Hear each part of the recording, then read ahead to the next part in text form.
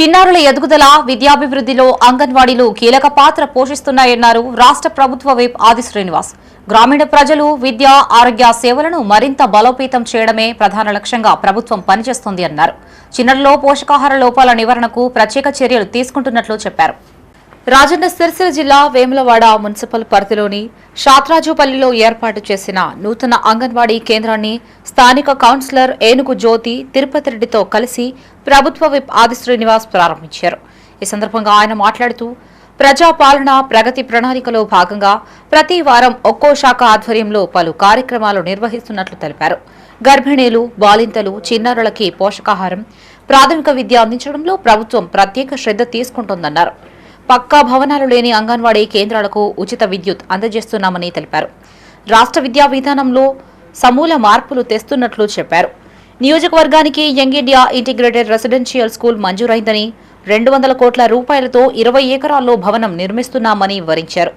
రైతు ప్రయోజనాలకి పెద్దపీట వేస్తున్నట్లు చెప్పిన విప్, పొలాసా తరహాలో మర్రిపల్లిలో 40 ఎకరాల విస్తీర్ణంలో రైతు విజ్ఞాన కేంద్రాన్ని ఏర్పాటు చేశామన్నారు.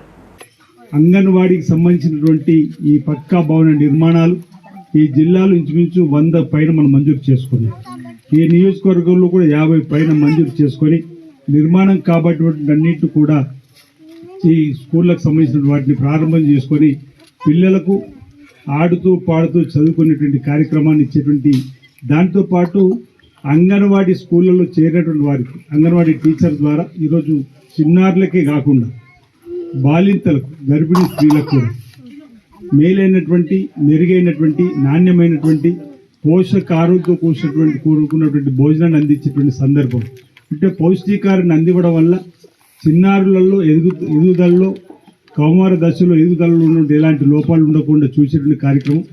బాలింతలు, పేద వర్గాలకు సంబంధించిన వారు ఉన్నటువంటి వారికి కూడా అన్ని రకాలైనటువంటి పోషకాలతో కూడినటువంటి భోజనం ఉండడం వల్ల కడుపులో ఉన్నటువంటి బిడ్డ కూడా 0 నుంచి 18 వరకు కూడా ఈరోజు ప్రభుత్వ ప్రత్యేక చొరవతోటి వారందరికీ కూడా మేలైనటువంటి ప్రభుత్వ పక్షాన ప్రోత్సాహం ఇవ్వాలని చెప్పి తీసుకున్నటువంటి కార్యక్రమంలో భాగంగా ఈరోజు ఈ అంగన్వాడీ స్కూల్స్ వాటికి పక్కా భవనం ఇవ్వాలని చెప్పి, అంతేకాదు ఇప్పటివరకు ఒకవేళ కిరాయి ఇళ్లలో ఉన్నటువంటి వాటికి కూడా ఉచితంగా కరెంటు కూడా ఇవ్వాలని చెప్పి ఒక నిర్ణయం తీసుకుంది.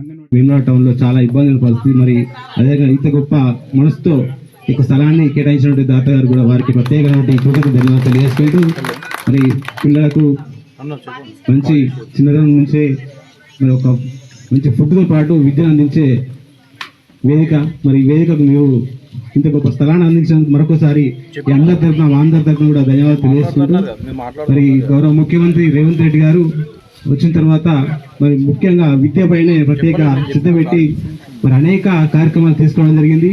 మరి ముఖ్యంగా డైట్ చార్ట్తో పాటు మరి మధ్యాహ్న భోజన సన్న బియ్యంతో పాటు మరి అనేక పథకాలు ఏర్పాటు చేసి మరి పిల్లలకు, మరి అదేవిధంగా ఎమ్మెల్యే ఆది శ్రీనివాస్ గారికి, ఇక్కడికి విచ్చేసిన మున్సిపల్ చైర్మన్ గారికి, వైస్ చైర్మన్ గారికి, కమిషనర్ గారికి, నా తోటి కౌన్సిలర్లకి అందరికీ స్వాగతం.